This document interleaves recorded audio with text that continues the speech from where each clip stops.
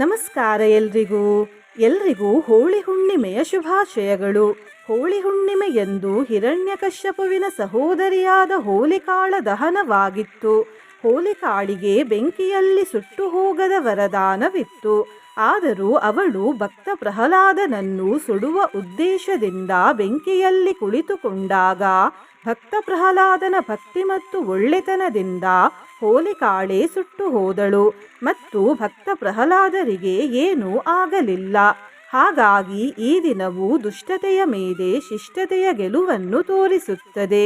ಈ ಕಾರಣದಿಂದ ಮಂಗಳವಾರದ ಹೋಳಿ ಹುಣ್ಣಿಮೆಯ ಈ ದಿನ ನಾವು ಮಹಾಗಣಪತಿ ದೇವರ ಗಕಾರಾದಿ ಗಣಪತಿ ಮಂತ್ರವನ್ನು ಕೇಳುವ.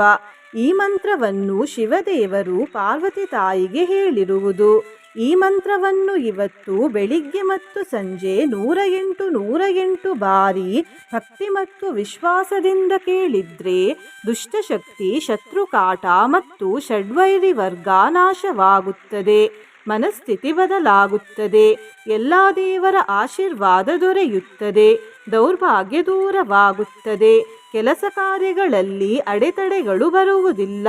ಕಷ್ಟ ನಾಶವಾಗುತ್ತದೆ ಮತ್ತು ಸಮೃದ್ಧಿ ದೊರೆಯುತ್ತದೆ. ನಿನ್ನೆ ನಾನು ಕೇಳಿದ ಪ್ರಶ್ನೆ, ಇವರಲ್ಲಿ ಯಾರು ಉಮಾಮಹೇಶ್ವರ ದೇವರ ಪುತ್ರಿ ಎಂದು. ಈ ಪ್ರಶ್ನೆಗೆ ಸರಿಯುತ್ತರ ಎ ಮನಸಾ ತಾಯಿ. ಸರಿಯುತ್ತರ ಕೊಟ್ಟವರಲ್ಲಿ ಒಬ್ಬರ ಹೆಸರು ಎಲ್ ಶಶಿಕಲಾ ಅವರೇ ಭಕ್ತಿ ಮಾಡುವುದನ್ನು ಬಿಡಬೇಡಿ ಅಂತ ಹೇಳ್ತಾ ಇವತ್ತಿನ ಪ್ರಶ್ನೆಯನ್ನು ನೋಡುವ. ಹೋಳಿ ಹುಣ್ಣಿಮೆಯಂದು ಏನು ಮಾಡಲಾಗುತ್ತದೆ? ಎ ದೀಪ ಹಚ್ಚಲಾಗುತ್ತದೆ. ಬಿ ಹೋಲಿಕಾ ದಹನ ಮಾಡಲಾಗುತ್ತದೆ. ಸಿ ಬಣ್ಣ ಹಚ್ಚಲಾಗುತ್ತದೆ. ಡಿ ಬಿ ಮತ್ತು ಸಿ. ಈ ಪ್ರಶ್ನೆಗೆ ಸರಿಯುತ್ತರ ಕೊಟ್ಟವರಲ್ಲಿ ಒಬ್ಬರ ಹೆಸರನ್ನು ನಾಳಿನ ವಿಡಿಯೋದಲ್ಲಿ ಹೇಳ್ತೇನೆ. ಬನ್ನಿ ಈಗ ಈ ಶಕ್ತಿಶಾಲಿ ಹೋಳಿ ಹುಣ್ಣಿಮೆ ವಿಶೇಷ ಮಂತ್ರವನ್ನು 108 ಬಾರಿ ಭಕ್ತಿಯಿಂದ ಕೇಳುವ. ಅದಕ್ಕಿಂತ ಮುಂಚೆ ಓಂ ಗಣಪತಯೇ ನಮಃ ಎಂದು ಕಮೆಂಟ್ ಮಾಡಿ. ಚಾನಲಿಗೆ ಹೊಸಬ್ರಾಗಿದ್ದರೆ ಚಾನಲನ್ನು ಸಬ್ಸ್ಕ್ರೈಬ್ ಮಾಡಿ. ಹತ್ತಿರ ಇರುವ ಬೆಲ್ ಬಟನ್ ಪ್ರೆಸ್ ಮಾಡಿ. ಆಲ್ ಅನ್ನುವ ಆಪ್ಷನ್ ಅನ್ನು ಸೆಲೆಕ್ಟ್ ಮಾಡಿ. ಈ ಮಂತ್ರವು ತುಂಬ ಅಪರೂಪಕ್ಕೆ ಸಿಗುತ್ತದೆ ಮತ್ತು ಇದು ಮಹಾಗುಪ್ತ ಮಂತ್ರ. ಓಂಕಾರ ಸನ್ನಿಭಮಿಭಾನನಮಿಂದುಭಾಲಂ ಮುಕ್ತಾಗ್ರಬಿಂದುಮಮಲದ್ಯುತಿಮೇಕದಂತಂ ಲಂಬೋದರಂ ಕಲಚತುರ್ಭುಜಮಾದಿದೇವಂ ಧ್ಯಾನೇನ್ಮಹಾಗಣಪತಿಂ ಮತಿಸ್ತಿಕಾಂತಂ. ಓಂಕಾರ ಸನ್ನಿಭಮಿಭಾನನಮಿಂದುಭಾಲಂ ಮುಕ್ತಾಗ್ರಬಿಂದುಮಮಲದ್ಯುತಿಮೇಕದಂತಂ ಲಂಬೋದರಂ ಕಲಚತುರ್ಭುಜಮಾದಿದೇವಂ ಧ್ಯಾನೇನ್ಮಹಾಗಣಪತಿಂ ಮತಿಸ್ತಿಕಾಂತಂ. ಓಂಕಾರ ಸನ್ನಿಭಮಿಭಾನನಮಿಂದುಭಾಲಂ ಮುಕ್ತಾಗ್ರಬಿಂದುಮಮಲದ್ಯುತಿಮೇಕದಂತಂ ಲಂಬೋದರಂ ಕಲಚತುರ್ಭುಜಮಾದಿದೇವಂ ಧ್ಯಾನೇನ್ಮಹಾಗಣಪತಿಂ ಮತಿಸ್ತಿಕಾಂತಂ. ಓಂಕಾರ ಸನ್ನಿಭಮಿಭಾನನಮಿಂದುಭಾಲಂ ಮುಕ್ತಾಗ್ರಬಿಂದುಮಮಲದ್ಯುತಿಮೇಕದಂತಂ ಲಂಬೋದರಂ ಕಲಚತುರ್ಭುಜಮಾದಿದೇವಂ ಧ್ಯಾನೇನ್ಮಹಾಗಣಪತಿಂ ಮತಿಸ್ತಿಕಾಂತಂ. ಓಂಕಾರ ಸನ್ನಿಭಮಿಭಾನನಮಿಂದುಭಾಲಂ ಮುಕ್ತಾಗ್ರಬಿಂದುಮಮಲದ್ಯುತಿಮೇಕದಂತಂ ಲಂಬೋದರಂ ಕಲಚತುರ್ಭುಜಮಾದಿದೇವಂ ಧ್ಯಾನೇನ್ಮಹಾಗಣಪತಿಂ ಮತಿಸ್ತಿಕಾಂತಂ. ಓಂಕಾರ ಸನ್ನಿಭಮಿಭಾನನಮಿಂದುಭಾಲಂ ಮುಕ್ತಾಗ್ರಬಿಂದುಮಮಲದ್ಯುತಿಮೇಕದಂತಂ ಲಂಬೋದರಂ ಕಲಚತುರ್ಭುಜಮಾದಿದೇವಂ ಧ್ಯಾನೇನ್ಮಹಾಗಣಪತಿಂ ಮತಿಸ್ತಿಕಾಂತಂ. ಓಂಕಾರ ಸನ್ನಿಭಮಿಭಾನನಮಿಂದುಭಾಲಂ ಮುಕ್ತಾಗ್ರಬಿಂದುಮಮಲದ್ಯುತಿಮೇಕದಂತಂ ಲಂಬೋದರಂ ಕಲಚತುರ್ಭುಜಮಾದಿದೇವಂ ಧ್ಯಾನೇನ್ಮಹಾಗಣಪತಿಂ ಮತಿಸ್ತಿಕಾಂತಂ.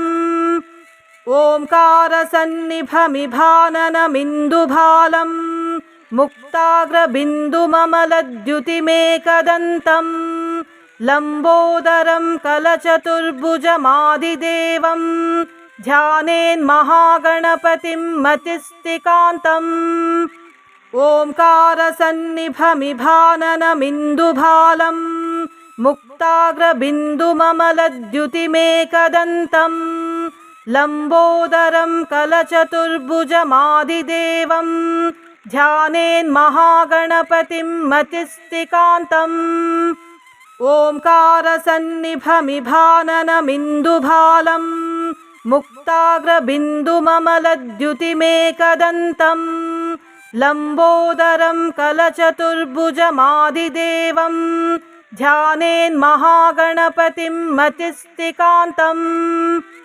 ओंकारसन्निभमिभाननमिन्दुभालं मुक्ताग्रबिन्दुममलद्युतिमेकदन्तं लम्बोदरं कलचतुर्भुजमादिदेवं ध्यानेन्महागणपतिं मतिस्तिकान्तम् ओंकारसन्निभमिभाननमिन्दुभालं मुक्ताग्रबिन्दुममलद्युतिमेकदन्तं लम्बोदरं कलचतुर्भुजमादिदेवं ध्यानेन्महागणपतिं मतिस्तिकान्तम् ओंकारसन्निभमिभाननमिन्दुभालं मुक्ताग्रबिन्दुममलद्युतिमेकदन्तं लम्बोदरं कलचतुर्भुजमादिदेवं ध्यानेन्महागणपतिं मतिस्तिकान्तम् ओंकारसन्निभमिभाननमिन्दुभालं मुक्ताग्रबिन्दुममलद्युतिमेकदन्तं लम्बोदरं कलचतुर्भुजमादिदेवं ध्यानेन्महागणपतिं मतिस्तिकान्तम् ओंकारसन्निभमिभाननमिन्दुभालं मुक्ताग्रबिन्दुममलद्युतिमेकदन्तं लम्बोदरं कलचतुर्भुजमादिदेवं ध्यानेन्महागणपतिं मतिस्तिकान्तम् ओंकारसन्निभमिभाननमिन्दुभालं मुक्ताग्रबिन्दुममलद्युतिमेकदन्तं लम्बोदरं कलचतुर्भुजमादिदेवं ध्यानेन्महागणपतिं मतिस्तिकान्तम् ओंकारसन्निभमिभाननमिन्दुभालं मुक्ताग्रबिन्दुममलद्युतिमेकदन्तं लम्बोदरं कलचतुर्भुजमादिदेवं ध्यानेन्महागणपतिं मतिस्तिकान्तम् ओंकारसन्निभमिभाननमिन्दुभालं मुक्ताग्रबिन्दुममलद्युतिमेकदन्तं लम्बोदरं कलचतुर्भुजमादिदेवं ध्यानेन्महागणपतिं मतिस्तिकान्तम् ओंकारसन्निभमिभाननमिन्दुभालं मुक्ताग्रबिन्दुममलद्युतिमेकदन्तं लम्बोदरं कलचतुर्भुजमादिदेवं ध्यानेन्महागणपतिं मतिस्तिकान्तम्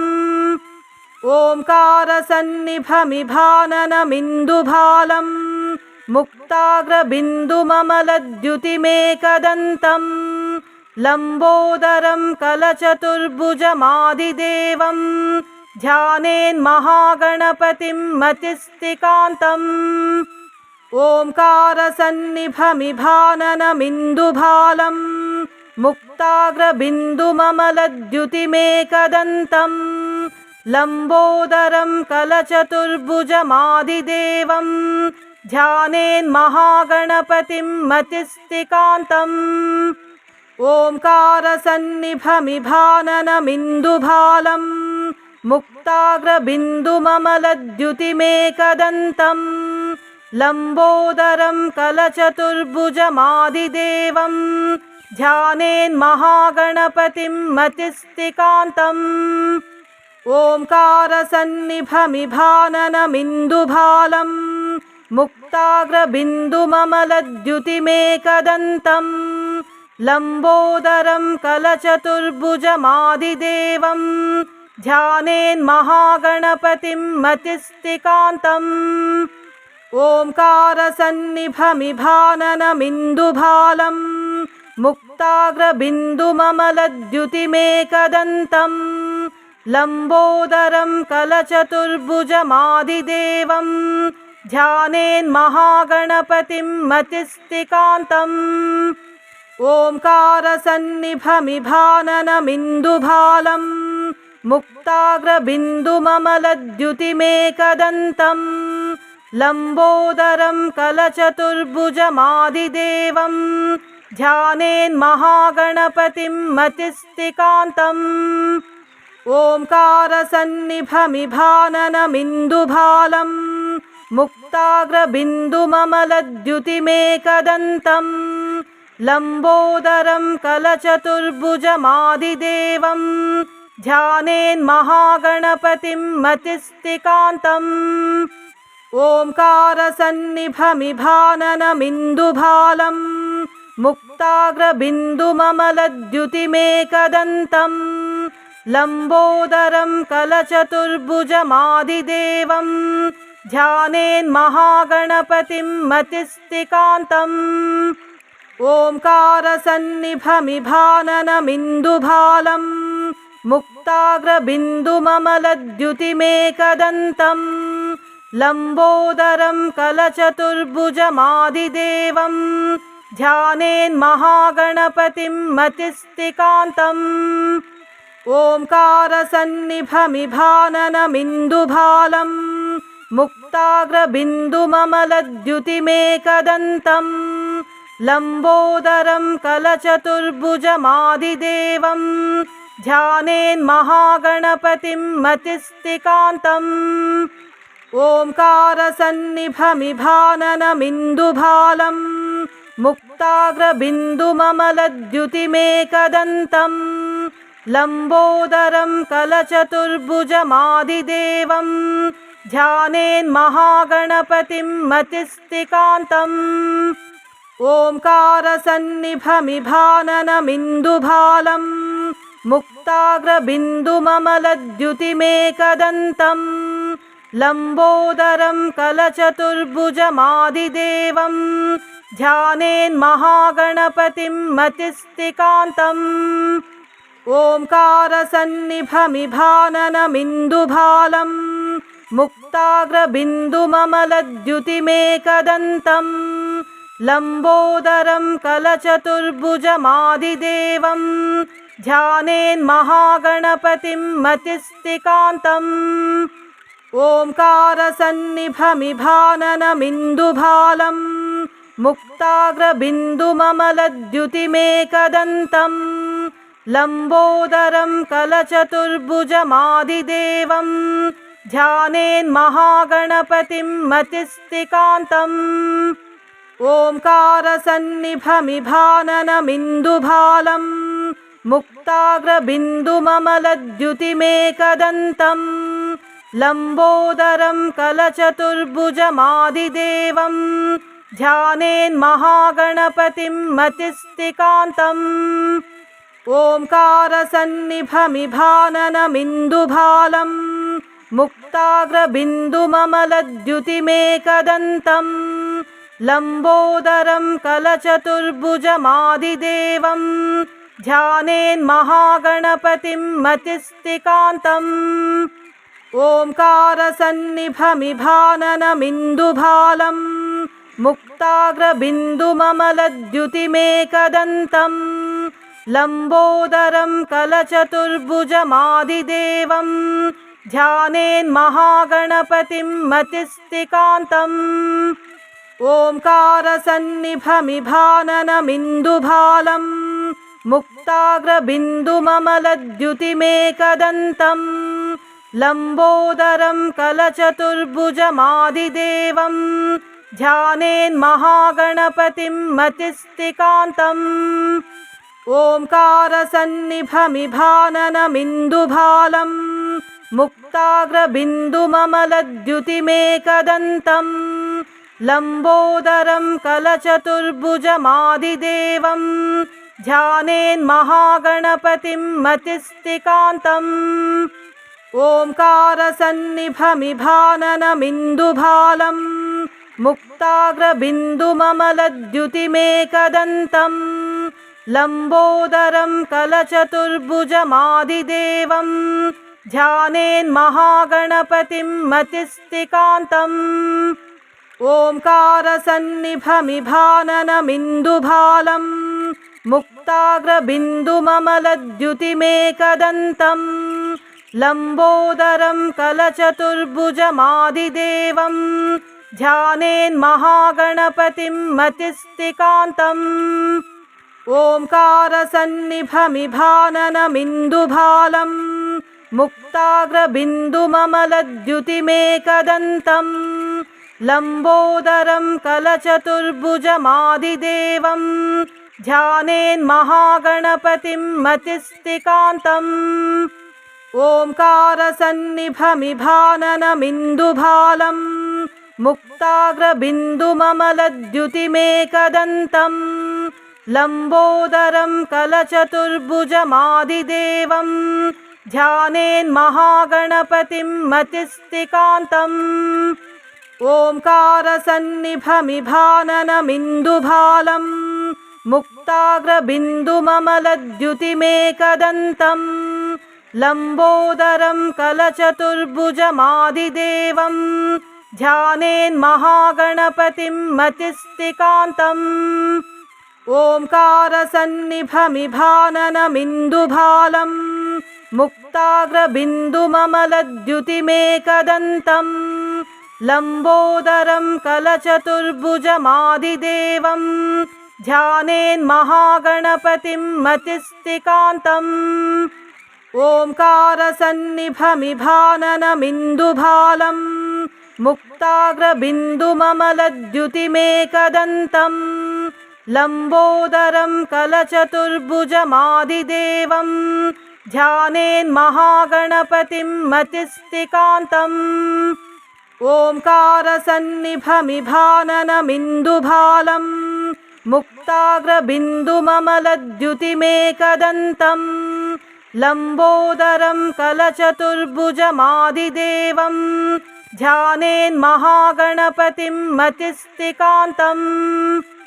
ओङ्कारसन्निभमिभाननमिन्दुभालं मुक्ताग्रबिन्दुममलद्युतिमेकदन्तं लम्बोदरं कलचतुर्भुजमादिदेवं ध्यानेन्महागणपतिं मतिस्तिकान्तम् ओङ्कारसन्निभमिभाननमिन्दुभालं मुक्ताग्रबिन्दुममलद्युतिमेकदन्तं लम्बोदरं कलचतुर्भुजमादिदेवं ध्यानेन्महागणपतिं मतिस्तिकान्तम् ओङ्कारसन्निभमिभाननमिन्दुभालं मुक्ताग्रबिन्दुममलद्युतिमेकदन्तं लम्बोदरं कलचतुर्भुजमादिदेवं ध्यानेन्महागणपतिं मतिस्तिकान्तम् ओङ्कारसन्निभमिभाननमिन्दुभालं मुक्ताग्रबिन्दुममलद्युतिमेकदन्तं लम्बोदरं कलचतुर्भुजमादिदेवं ध्यानेन्महागणपतिं मतिस्तिकान्तम् ओङ्कारसन्निभमिभाननमिन्दुभालं मुक्ताग्रबिन्दुममलद्युतिमेकदन्तं लम्बोदरं कलचतुर्भुजमादिदेवं ध्यानेन्महागणपतिं मतिस्तिकान्तम् ओङ्कारसन्निभमिभाननमिन्दुभालं मुक्ताग्रबिन्दुममलद्युतिमेकदन्तं लम्बोदरं कलचतुर्भुजमादिदेवं ध्यानेन्महागणपतिं मतिस्तिकान्तम् ओङ्कारसन्निभमिभाननमिन्दुभालं मुक्ताग्रबिन्दुममलद्युतिमेकदन्तं लम्बोदरं कलचतुर्भुजमादिदेवं ध्यानेन्महागणपतिं मतिस्तिकान्तम् ओङ्कारसन्निभमिभाननमिन्दुभालं मुक्ताग्रबिन्दुममलद्युतिमेकदन्तं लम्बोदरं कलचतुर्भुजमादिदेवं ध्यानेन्महागणपतिं मतिस्तिकान्तम् ओङ्कारसन्निभमिभाननमिन्दुभालं मुक्ताग्रबिन्दुममलद्युतिमेकदन्तं लम्बोदरं कलचतुर्भुजमादिदेवं ध्यानेन्महागणपतिं मतिस्तिकान्तम् ओङ्कारसन्निभमिभाननमिन्दुभालं मुक्ताग्रबिन्दुममलद्युतिमेकदन्तं लम्बोदरं कलचतुर्भुजमादिदेवं ध्यानेन्महागणपतिं मतिस्तिकान्तम् ओङ्कारसन्निभमिभाननमिन्दुभालं मुक्ताग्रबिन्दुममलद्युतिमेकदन्तं लम्बोदरं कलचतुर्भुजमादिदेवं ध्यानेन्महागणपतिं मतिस्तिकान्तम् ओङ्कारसन्निभमिभाननमिन्दुभालं मुक्ताग्रबिन्दुममलद्युतिमेकदन्तं लम्बोदरं कलचतुर्भुजमादिदेवं ध्यानेन्महागणपतिं मतिस्तिकान्तम् ओङ्कारसन्निभमिभाननमिन्दुभालं मुक्ताग्रबिन्दुममलद्युतिमेकदन्तं लम्बोदरं कलचतुर्भुजमादिदेवं ध्यानेन्महागणपतिं मतिस्तिकान्तम् ओङ्कारसन्निभमिभाननमिन्दुभालं मुक्ताग्रबिन्दुममलद्युतिमेकदन्तं लम्बोदरं कलचतुर्भुजमादिदेवं ध्यानेन्महागणपतिं मतिस्तिकान्तम् ओङ्कारसन्निभमिभाननमिन्दुभालं मुक्ताग्रबिन्दुममलद्युतिमेकदन्तं लम्बोदरं कलचतुर्भुजमादिदेवं ध्यानेन्महागणपतिं मतिस्तिकान्तम् ओङ्कारसन्निभमिभाननमिन्दुभालं मुक्ताग्रबिन्दुममलद्युतिमेकदन्तं लम्बोदरं कलचतुर्भुजमादिदेवं ध्यानेन्महागणपतिं मतिस्तिकान्तम् ओङ्कारसन्निभमिभाननमिन्दुभालं मुक्ताग्रबिन्दुममलद्युतिमेकदन्तं लम्बोदरं कलचतुर्भुजमादिदेवं ध्यानेन्महागणपतिं मतिस्तिकान्तम् ओङ्कारसन्निभमिभाननमिन्दुभालं मुक्ताग्रबिन्दुममलद्युतिमेकदन्तं लम्बोदरं कलचतुर्भुजमादिदेवं ध्यानेन्महागणपतिं मतिस्तिकान्तम्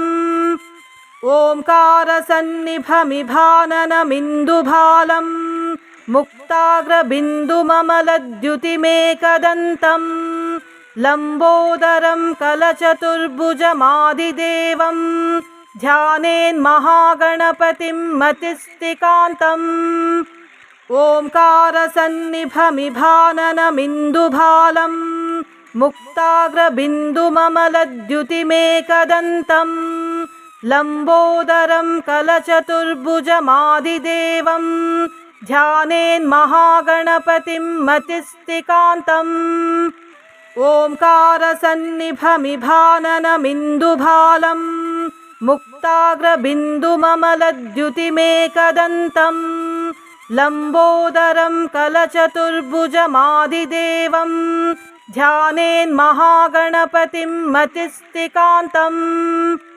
ओङ्कारसन्निभमिभाननमिन्दुभालं मुक्ताग्रबिन्दुममलद्युतिमेकदन्तं लम्बोदरं कलचतुर्भुजमादिदेवं ध्यानेन्महागणपतिं मतिस्तिकान्तम् ओङ्कारसन्निभमिभाननमिन्दुभालं मुक्ताग्रबिन्दुममलद्युतिमेकदन्तं लम्बोदरं कलचतुर्भुजमादिदेवं ध्यानेन्महागणपतिं मतिस्तिकान्तम् ओंकारसन्निभमिभाननमिन्दुभालं मुक्ताग्रबिन्दुममलद्युतिमेकदन्तं लम्बोदरं कलचतुर्भुजमादिदेवं ध्यानेन्महागणपतिं मतिस्तिकान्तम्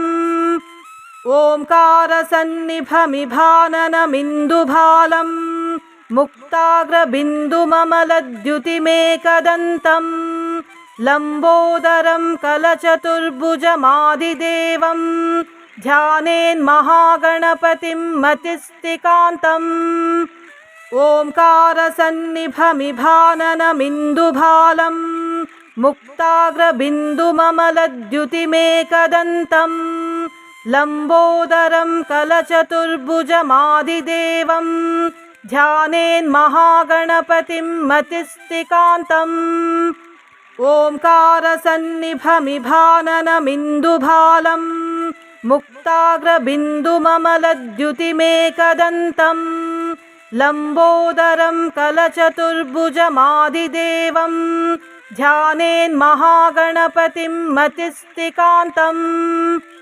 ओंकारसन्निभमिभाननमिन्दुभालं मुक्ताग्रबिन्दुममलद्युतिमेकदन्तं लम्बोदरं कलचतुर्भुजमादिदेवं ध्यानेन्महागणपतिं मतिस्तिकान्तम् ओंकारसन्निभमिभाननमिन्दुभालं मुक्ताग्रबिन्दुममलद्युतिमेकदन्तं लम्बोदरं कलचतुर्भुजमादिदेवं ध्यानेन्महागणपतिं मतिस्तिकान्तम् ओंकारसन्निभमिभाननमिन्दुभालं मुक्ताग्रबिन्दुममलद्युतिमेकदन्तं लम्बोदरं कलचतुर्भुजमादिदेवं ध्यानेन्महागणपतिं मतिस्तिकान्तम् ओंकारसन्निभमिभाननमिन्दुभालं मुक्ताग्रबिन्दुममलद्युतिमेकदन्तं लम्बोदरं कलचतुर्भुजमादिदेवं ध्यानेन्महागणपतिं मतिस्तिकान्तम् ओंकारसन्निभमिभाननमिन्दुभालं मुक्ताग्रबिन्दुममलद्युतिमेकदन्तं लम्बोदरं कलचतुर्भुजमादिदेवं ध्यानेन्महागणपतिं मतिस्तिकान्तम् ओंकारसन्निभमिभाननमिन्दुभालं मुक्ताग्रबिन्दुममलद्युतिमेकदन्तं लम्बोदरं कलचतुर्भुजमादिदेवं ध्यानेन्महागणपतिं मतिस्तिकान्तम् ओंकारसन्निभमिभाननमिन्दुभालं मुक्ताग्रबिन्दुममलद्युतिमेकदन्तं लम्बोदरं कलचतुर्भुजमादिदेवं ध्यानेन्महागणपतिं मतिस्तिकान्तम् ओंकारसन्निभमिभाननमिन्दुभालं मुक्ताग्रबिन्दुममलद्युतिमेकदन्तं लम्बोदरं कलचतुर्भुजमादिदेवं ध्यानेन्महागणपतिं मतिस्तिकान्तम् ओंकारसन्निभमिभाननमिन्दुभालं मुक्ताग्रबिन्दुममलद्युतिमेकदन्तं लम्बोदरं कलचतुर्भुजमादिदेवं ध्यानेन्महागणपतिं मतिस्तिकान्तम् ओंकारसन्निभमिभाननमिन्दुभालं मुक्ताग्रबिन्दुममलद्युतिमेकदन्तं लम्बोदरं कलचतुर्भुजमादिदेवं ध्यानेन्महागणपतिं मतिस्तिकान्तम् ओंकारसन्निभमिभाननमिन्दुभालं मुक्ताग्रबिन्दुममलद्युतिमेकदन्तं लम्बोदरं कलचतुर्भुजमादिदेवं ध्यानेन्महागणपतिं मतिस्तिकान्तम् ओङ्कारसन्निभमिभाननमिन्दुभालं मुक्ताग्रबिन्दुममलद्युतिमेकदन्तं लम्बोदरं कलचतुर्भुजमादिदेवं ध्यानेन्महागणपतिं मतिस्तिकान्तम् ओङ्कारसन्निभमिभाननमिन्दुभालं मुक्ताग्रबिन्दुममलद्युतिमेकदन्तं लम्बोदरं कलचतुर्भुजमादिदेवं ध्यानेन्महागणपतिं मतिस्तिकान्तम् ओङ्कारसन्निभमिभाननमिन्दुभालं मुक्ताग्रबिन्दुममलद्युतिमेकदन्तं लम्बोदरं कलचतुर्भुजमादिदेवं ध्यानेन्महागणपतिं मतिस्तिकान्तम् ओङ्कारसन्निभमिभाननमिन्दुभालं मुक्ताग्रबिन्दुममलद्युतिमेकदन्तं लम्बोदरं कलचतुर्भुजमादिदेवं ध्यानेन्महागणपतिं मतिस्तिकान्तम् ओङ्कारसन्निभमिभाननमिन्दुभालं मुक्ताग्रबिन्दुममलद्युतिमेकदन्तं लम्बोदरं कलचतुर्भुजमादिदेवं ध्यानेन्महागणपतिं मतिस्तिकान्तम् ओङ्कारसन्निभमिभाननमिन्दुभालं मुक्ताग्रबिन्दुममलद्युतिमेकदन्तं लम्बोदरं कलचतुर्भुजमादिदेवं ध्यानेन्महागणपतिं मतिस्तिकान्तम् ओङ्कारसन्निभमिभाननमिन्दुभालं मुक्ताग्रबिन्दुममलद्युतिमेकदन्तं लम्बोदरं कलचतुर्भुजमादिदेवं ध्यानेन्महागणपतिं मतिस्तिकान्तम् ओङ्कारसन्निभमिभाननमिन्दुभालं मुक्ताग्रबिन्दुममलद्युतिमेकदन्तं लम्बोदरं कलचतुर्भुजमादिदेवं ध्यानेन्महागणपतिं मतिस्तिकान्तम् ओङ्कारसन्निभमिभाननमिन्दुभालं मुक्ताग्रबिन्दुममलद्युतिमेकदन्तं लम्बोदरं कलचतुर्भुजमादिदेवं ध्यानेन्महागणपतिं मतिस्तिकान्तम् ओङ्कारसन्निभमिभाननमिन्दुभालं मुक्ताग्रबिन्दुममलद्युतिमेकदन्तं लम्बोदरं कलचतुर्भुजमादिदेवं ध्यानेन्महागणपतिं मतिस्तिकान्तम् ओङ्कारसन्निभमिभाननमिन्दुभालं मुक्ताग्रबिन्दुममलद्युतिमेकदन्तं लम्बोदरं कलचतुर्भुजमादिदेवं ध्यानेन्महागणपतिं मतिस्तिकान्तम् ओङ्कारसन्निभमिभाननमिन्दुभालं मुक्ताग्रबिन्दुममलद्युतिमेकदन्तं लम्बोदरं कलचतुर्भुजमादिदेवं ध्यानेन्महागणपतिं मतिस्तिकान्तम् ओङ्कारसन्निभमिभाननमिन्दुभालं मुक्ताग्रबिन्दुममलद्युतिमेकदन्तं लम्बोदरं कलचतुर्भुजमादिदेवं ध्यानेन्महागणपतिं मतिस्तिकान्तम्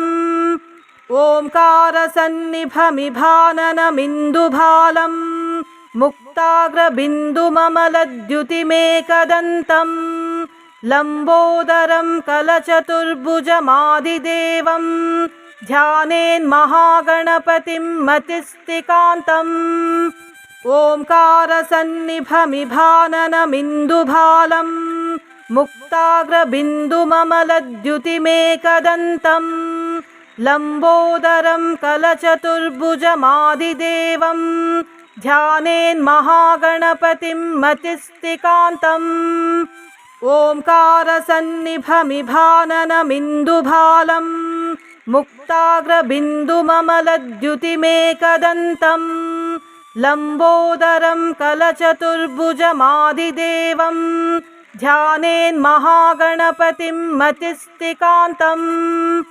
ओंकारसन्निभमिभाननमिन्दुभालं मुक्ताग्रबिन्दुममलद्युतिमेकदन्तं लम्बोदरं कलचतुर्भुजमादिदेवं ध्यानेन्महागणपतिं मतिस्तिकान्तम् ओंकारसन्निभमिभाननमिन्दुभालं मुक्ताग्रबिन्दुममलद्युतिमेकदन्तं लम्बोदरं कलचतुर्भुजमादिदेवं ध्यानेन्महागणपतिं मतिस्तिकान्तम् ओंकारसन्निभमिभाननमिन्दुभालं मुक्ताग्रबिन्दुममलद्युतिमेकदन्तं लम्बोदरं कलचतुर्भुजमादिदेवं ध्यानेन्महागणपतिं मतिस्तिकान्तम्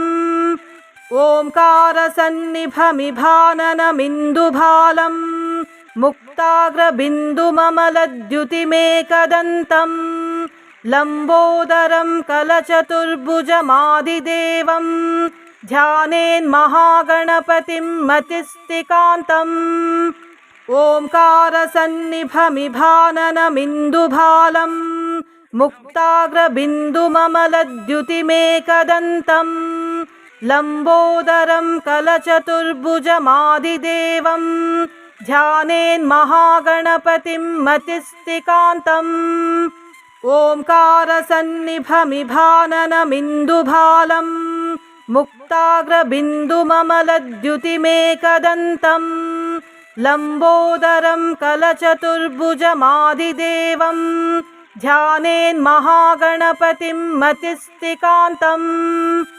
ओंकारसन्निभमिभाननमिन्दुभालं मुक्ताग्रबिन्दुममलद्युतिमेकदन्तं लम्बोदरं कलचतुर्भुजमादिदेवं ध्यानेन्महागणपतिं मतिस्तिकान्तम् ओंकारसन्निभमिभाननमिन्दुभालं मुक्ताग्रबिन्दुममलद्युतिमेकदन्तं लम्बोदरं कलचतुर्भुजमादिदेवं ध्यानेन्महागणपतिं मतिस्तिकान्तम्